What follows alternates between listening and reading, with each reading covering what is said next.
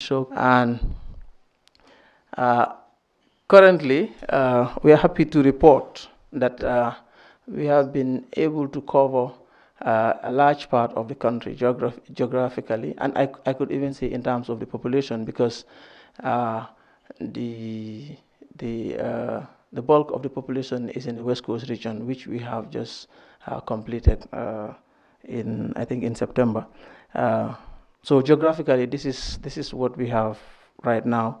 We have data collected in URR, in CRR, LRR, NBR, uh, and previously only parts of West Coast, which is the Phoenix, but in the past months we had been able to extend coverage to the rest of the West Coast, and that data is now available, undergoing some cleaning. Hopefully, we will extend coverage to the other areas. Uh, so the data collection process starts with an information campaign, which is led by Department of Information Services, and that process is always monitored to ensure that they don't just go to Basse and stay in Basse and come back and tell us they have done the sensitization. So the M&E unit, with collaboration from other departments, go out to see what Mr. Njai and his team are doing in the field. Uh, that is usually an activity that precedes the data collection, which is led by the Gambia Bureau of Statistics. Uh, the data collection starts with a listing exercise. So they go out to list all structures in the Gambia to have an idea of the volume of work that is needed and how they need to approach it. Then we go into the actual data collection, and then we try to be sure that the data that we are collecting can be trusted and we can use it. So we try to spot check that data. And for the first time, we had been able to secure the services of a private firm to check that data collection, so that as we provide data to programs, we can confidently say, you can trust this data, you can go and do this.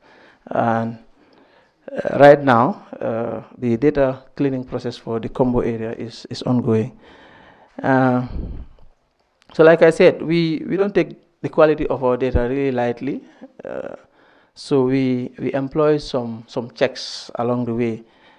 We do a spot check on the data, and our monitoring team also goes to the field, different from the spot checkers, to do their own monitoring. They all produce reports, which we sit with GBOS, discuss with them, and if we feel there is a need for improvements in any areas, we try to do that. And uh, the World Food Program has also expressed interest in using the data, and they want to be sure that they can trust the data. So they commission a study which tried to understand if the data that we have has changed significantly or not. That also is in line with the quality assurance that we do. Uh, Other things related to the social registry that have been happening is a study on the sustainability of the registry. We want to be sure that we don't develop the social registry in 2022 and in 2030 there is no social registry. We want to be sure that it is sustained in terms of capacity around it, in terms of the infrastructure, in terms of its regular maintenance, and even the updatedness of the data. So a study was commissioned to do that, thanks to support from the World Bank. The World Bank also supported a study on targeting on how we can collect data in the urban areas, but we thought we would not have all the money to do an en masse data collection in the urban areas, so that we are able to concentrate on those vulnerable areas of the urban area, and we could collect data. But we are happy to say that we receive funding and we are able to cover the most densely populated area, which is the West Coast region, uh, using a census approach. WFP has also supported us to develop a data sharing protocol. So yesterday, somebody asked about data security when the national coordinator was presenting. So the protocol that he was referencing was this protocol that WFP has supported us to develop. And when we developed this, we made sure this is something that we can enforce legally. So we subjected it to the review of the Ministry of Justice, who confirmed to us that we can implement this in the event of a breach of data privacy. That when we give data to programs and they breach some of uh, the conditions in the MOU that we sign with them, because we go into some kind of MOU with whoever we give data to. Uh, in our work on the social registry, we work very closely with the Gambia Bureau of Statistics for the social registry data collection. The World Bank has been our very good partner. Dr. Johnson Mwebazi, who presented before Chris, is an MIS consultant at the World Bank. He has always been there supporting us technically and financially. I mean, financially from the World Bank, not Johnson, actually. So the World Bank has been the biggest supporter of the social registry in terms of finance. They have also supported us technically, like I said. UNICEF also has invested some money, especially in the data collection, in the recently concluded data collection in the combo areas. I think to the tune of 1 million, if I'm right, CD. Yes. The World Food Program has also supported us to develop the data sharing protocol, but also a study to check if our data has changed significantly, which is very, very important. The European Union supported our engagement with the National Assembly to raise awareness about them, to raise awareness about the social registry, so that they are themselves clear and they could help us explain what it is to their constituents. And of course, the government of the Gambia, who pays our salaries. So far, the social registry has had some benefits. Even though the social registry information system is being developed, we have innovated ways of making the data in the social registry available to programs to facilitate the identification of their beneficiaries.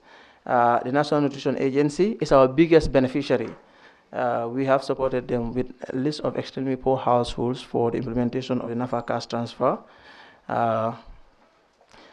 The National Disaster Management Agency also benefited from the social registry when they wanted to respond to the spillover of the Casamance crisis in the Fonies.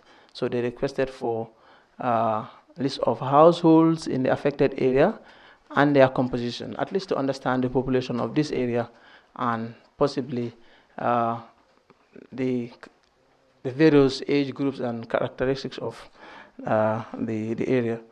You can determine how many women are in that area, so that the Ministry of Gender will know how many women were affected, and the UNICEF could also understand how many children in this area are affected by this, etc.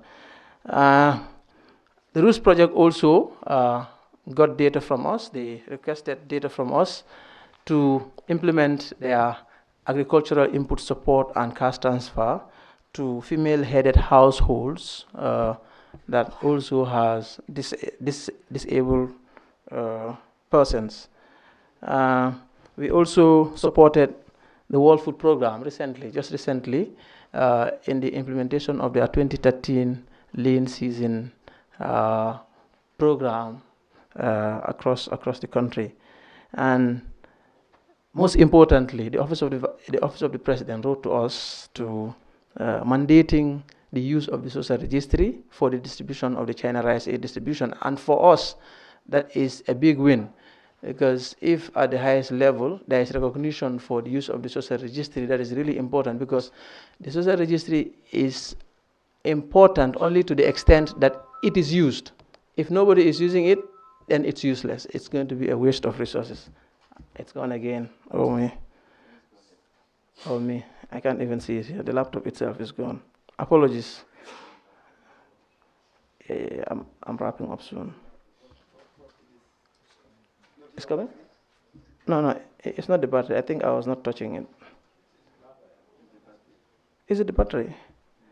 Can somebody help us from the control room, please? I'm pressing it, but it's not coming on. Yeah, but people need to follow. Okay, I'll follow from here while you do that.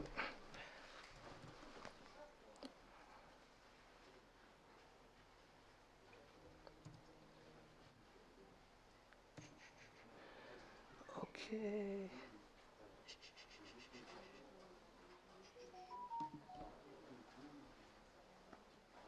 Okay, so the next slide is about what plans we have going forward. Uh, Actually, we want to make sure that we are able to extend the uh, social registry data collection to the whole of the country, which is the KM area and Banjul by next year. And we also want to be able to interoperate the social registry with other important systems like the farmer registry. Those of us who were in the second workshop this afternoon, we had how there is a need for us to have a farmer registry that can also interoperate with the social registry, because uh, most of what we are trying to do here is to address poverty, and to a large extent the poverty affects our smallholder farmers the most than any group. So if we have a farmer registry that can tell us the farmers and their characteristics, what type of crop they cultivate, what land size they have, and what kind of yield they generate, and we have a social registry that can give us their socio-economic condition, what disability status they have, what income levels they have, what health conditions they have, what employment status they have apart from their farm work. That can be a powerful tool if we have those to interoperate to target support to the most in need, because it's not always the case that if you are a farmer, you are poor. You can have people who are farming, yet they are very rich. But the social register can tell you the farmers that are actually poor, or the farmers that are not making a certain level of income, and we will be able to target support to them. Also, going forward, we want to adopt dynamic inclusion systems. For example, having robust grievance redress mechanism systems that people can make use of to let us know if there is a significant change in their conditions. It could also mean establishing voluntary registration centers at strategic points across the country as a way of helping to update the data regularly, because we may not be able to take a census sweep, every time. That is really costly. We all understand why the census, for example, is delaying. We also want to put up a modern GRM call center based on experience that we had from Ghana. Hopefully, we'll hear the Ghana case tomorrow, and we'll all see how they are doing. We thought that is something that we can also try to adopt here to help address some of the concerns that are coming to us. Because right now, communities are confused which number to call. You have so many toll-free numbers, shared with them, and they don't know which one to call for gender-based violence. They don't know which one to call for the rice value chain. They don't know which one to call for NAFA. So effectively, what we are doing is confusing them rather than helping them. So we want to put that problem to rest. We want to address that by putting up a modern GRM call center as a coordinating institution. There's something that I wanted to show, but unfortunately I cannot show it. So basically what I'm trying to say is that if we continue to operate in silos without coming to the social registry, there is a big cost associated with it, because every program will have to go to the field, collect their own data. We heard from Giraffe today that they had to go to the field, collect data on people that they want to support. If NAFA has to do that, if SWET has to do that, if another project has to do that, that's going to be a big waste of resources when we could all come to the social registry and have that done within a click of a button, and then we can deliver. Besides the time that you would take, you will have also spent a lot of resources doing that, and sometimes our poor people are in situations that cannot wait too long to be responded to. So we thought it is important to have an integrated system that we could all leverage to provide support uh, in a more efficient manner. And there are some benefits of the social registry to government, and I'm almost around my final slides. One of them is that it can help government determine coverage of social assistance programs across the country. If all programs come to the social registry at any point, we can see how many people are benefiting from social assistance programs in this country. But if you have only few coming to the social registry and others are doing their own thing, we cannot report nationally how much coverage we are having. And we will not also be able to identify overlaps if they exist uh, in program implementation. Uh, the social registry would also help us uh, know the extent to which programs are reaching their beneficiaries. Today, we can tell you how much NANA is paying their beneficiaries. We can tell you how much Root is paying their beneficiaries. We can tell you how much rice was given to each household during the China Rice Aid distribution. That is important for future targeting. At least you know the support that NANA gives to farmers is able to support them this much. But the support that Root gave was only this much, and then we can plan how to augment that to allow them reach a minimum level that they can support themselves with. Uh, a social registry would also help government establish a monitoring system, because we will be able to know which programs are running in this country, who they are targeting, which areas they are covering, whether they are doing that well or not. As a coordinating institution, we will be able to have that monitoring information. Uh, as I mentioned earlier, it would also help government deliver support in a way that will not benefit just one area at the expense of others all the time. Uh, it would also allow us respond to shocks quickly. If there is a disaster anywhere and we have the social registry data, an updated social registry data, we could use that data to intervene and help at least people who prior to that disaster are considered vulnerable and poor, because already their conditions will have been worsened. Uh, for programs and for you, the social registry can be beneficial to your programs in so many ways. Firstly, it can provide some cost savings for you rather than having to go to the field to collect data yourselves. You could come to the social registry, and in a matter of days, you can go to the field to provide the benefit. Oops. So, oops, is gone. It's gone. This is not going to work. Okay. Don't worry, let me just do it here. Okay. Okay, thanks. So that is actually the last slide. So it will provide us some cost savings. So we will not have to uh, go to the field to do that part ourselves. Collect data, assess people's needs and conditions before you determine who should benefit and who should not benefit. It's also a fast and easy way of doing it, and you will not struggle to identify your beneficiaries, and it will also enhance the quality of your program. That is what I have, and I have to apologize for us keeping you so long today. Thank you very much. Yeah. Thank you, Philly, for the presentation. I think it was very useful that we also understand this tool that we have with us here. We call the Gambia Social Registry. Now I will open the floor. I know we have been here for so long. We are very sorry. Today's day was just very much packed, and then also we were not able to manage the time at the beginning.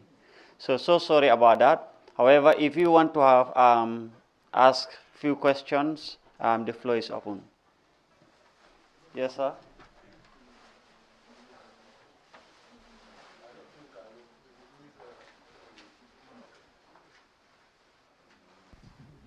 Thank you very much, Mr. Suso. We would want Mr. Fati to know that the time spent is worth it. It's very, very much worth it. We can never, ever overemphasize the essence of social registry. Our focus, or rather our concern, would be on data integrity. Some of the social registries in Africa, even some of our neighbors, the issue is with data integrity. If data is not very much correct, it can also be as dangerous as it can be valuable. So I think you have to put a lot of emphasis on the integrity of data that you are collecting. Number two is in the Gambia here, the last 3, 4, probably up to 10 years, we've seen a proliferation of daras, these Islamic institutions, some of which are not very organized in the combos, but I also know across the length of the country now. I don't know if the relevant or requisite information is collected from these two, because these would be prime targets. I mean, some of their living conditions are deplorable. These could be very, very, very active targets for any sort of intervention from your end.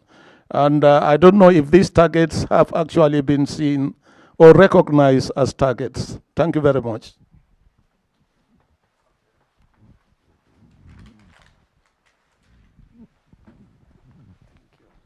Okay, thank you so much. We have learned a lot on the social registry. We also have one in Kenya that we are now calling the Enhanced Single Registry. So I just have one question. How often do you update the data in this registry? Because household conditions do change. You collect it today, after a year or some months, the conditions have changed. So we can't keep on using the data throughout with such changes. So how often do you people normally update? Thank you. Thank you. That is the question you wanted to ask. Any other question? The same question. Okay. Thank you. Mine will just be a comment, just to appreciate the initiative that you are going all comprehensive, different from when you just want to look at different vulnerable group, but you're trying to have a whole comprehensive social regulation system that covers everyone. As the presenter before you talked about, and the lady is now saying, today you could be in this position, the next minute that has changed. And I like the fact, because I think one thing this country has been lacking in terms of data is the fact that we don't use data to act on situations. For example, over the years, we do have all these stocks coming in, disaster and everything. But when you look at the intervention, it's always in haste and never properly coordinated, as you have said in your presentation. So having this comprehensive database system will definitely help to a greater extent. Again, also too, I think what we need to do is to buy in, because sometimes too, we will know that it is there, but we decided because there's some little bit of an income for me to go and do this, so we are bypass the system that is already in place. So I'm going to ask again, maybe what do we have, what mechanism do we have to ensure that when it comes to issue of data, you could able to tap on what is already in the system? Thank you. Thank you, Lamin. Haruna? Thank you, Philip, for that brilliant presentation. Mine will be more of the regulatory framework in terms of how do we ensure that the social registry is utilized by programs, whether there is a need, or are we thinking in that line to make sure that at least we don't just have a social registry database wherein people will not, or people will just be left to say, okay, at their own wish or choosing, they utilize the program. There should be that regulatory framework that compel programs to ensure that at least they utilize the social registry to the extent possible, so that at least we will not still come back again and say inclusion or exclusion errors are still a problem in this country. So I think there is a need for us to have a regulatory framework that ensures that programs are compelled, mandatory, to utilize the social registry. database. Okay, thank you so much, Philly. Okay, that question goes along with alongside with challenges, more especially in the combos.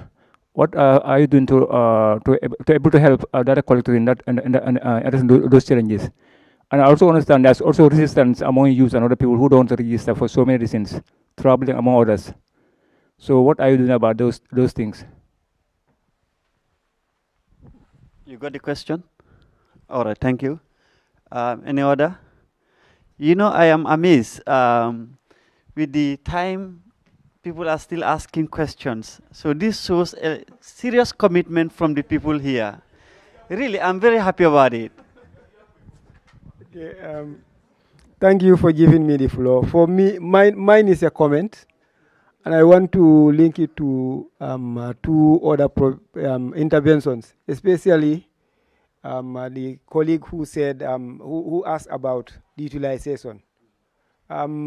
It is very expensive, as we've seen through the various presentations, to maintain a social registry. You may not have all the resources to be, particularly to be updating it. But there are projects, there are institutions that may wish to go out to collect data.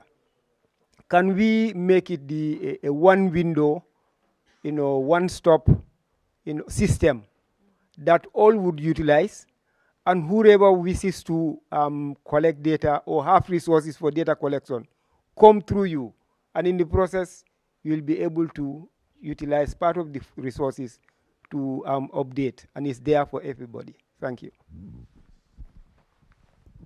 Thank you, DPS. Any other question, concern? All right, Philly, the floor is yours. Okay, thank you very much. I think some of them are just comments, so I will not talk about those. So about the issue of DARAs, we register everybody in this country, and including DARAs. There is a DARA in around Pirang that I personally went to when the data collection was going with some project colleagues, and we registered. So GBOS has protocol about registering people. So if you move from one place to another, they want to be sure that you are there at least for 6 months to consider you as part of that household, and those data are captured. If they are captured like that and they are in the system, it depends on what responses the person they interview gives about their condition, and based on his responses, he could be classified. Based on his responses, and then that is what is going to make him eligible for programs. And maybe I should say that we don't set eligibility criteria for programs. We don't set targeting decisions for programs. We only facilitate the identification of potential beneficiaries for programs based on their own criteria that is given to us. So they tell us, we want you to give us a list of female-headed households. So we go into the database and query it, and then give you that data. So that would be more for projects than us, because they define their target beneficiaries, and then they come to us. Then we help them get that. I share your concern about data integrity, and that is why there is no way that you can get the data from us. There is no way you can get it unless you sign our MOU and you subscribe to the data sharing protocol.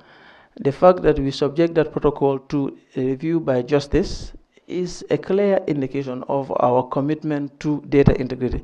We know what is involved. We are in this internet age that people can find their information on social media, which can be very risky.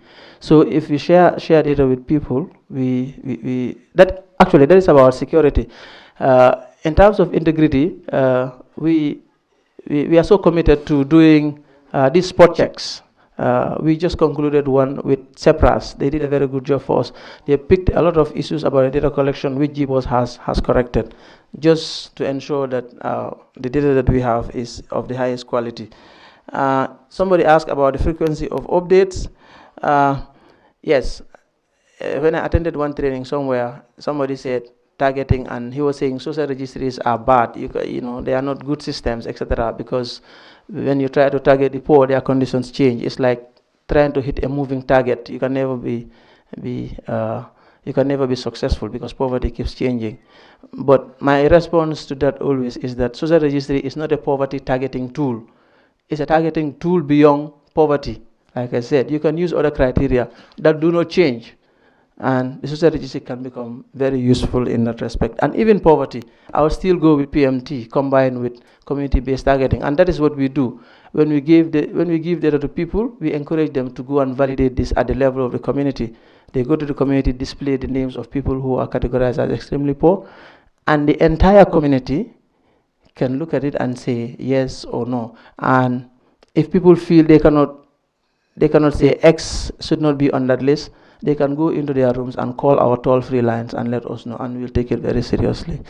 So, you know, for me, a combination of PMT and community-based targeting is still very useful. After all, having the use of the social registry is better than having nothing.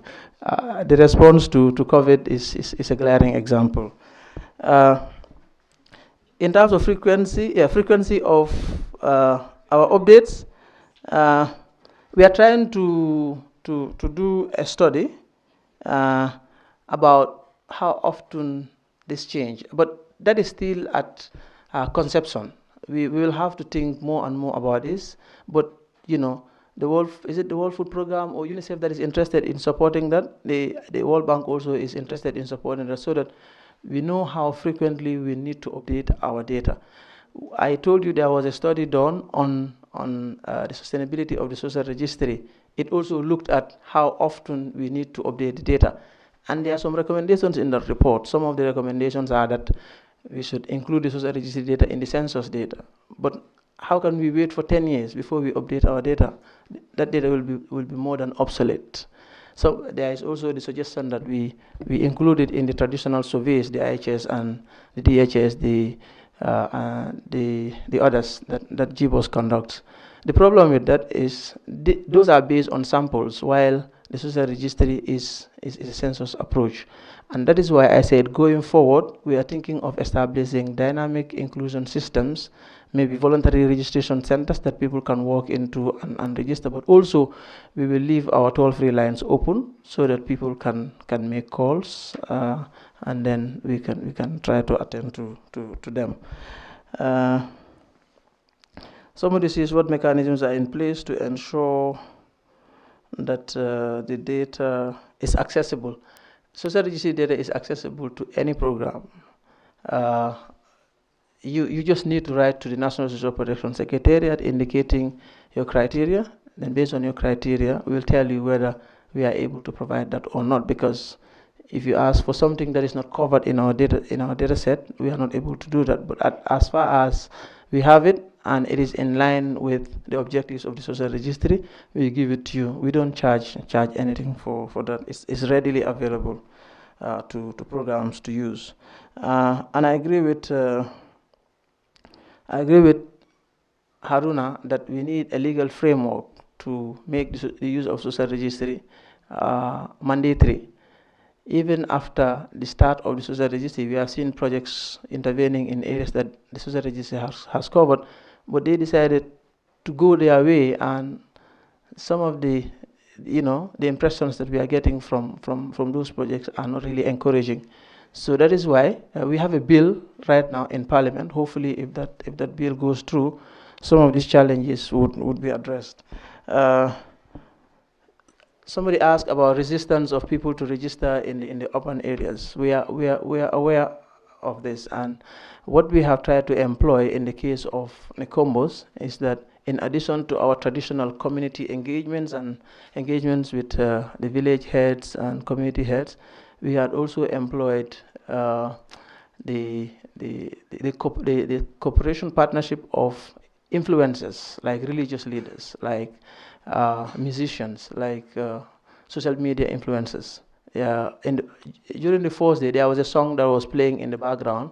I think it wasn't loud enough by Jaliba. It is actually about the social registry, trying to enlighten people to register.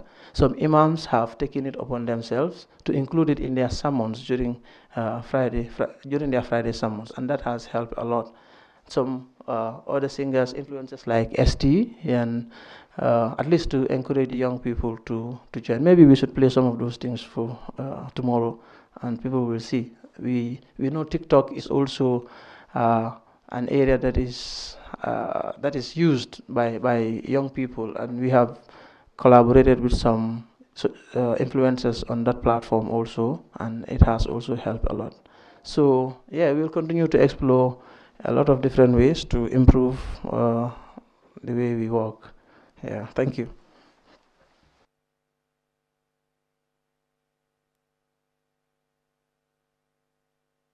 And that brings us to an end to today's deliberation.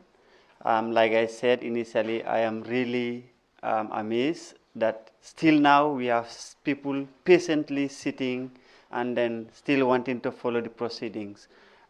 This shows how committed you people are to the cause of social protection. And on that note, I would want to once again thank you so much, and I say thank you, thank you, thank you. A round of applause for ourselves, please. Hope to see you here tomorrow, same time, 9 o'clock.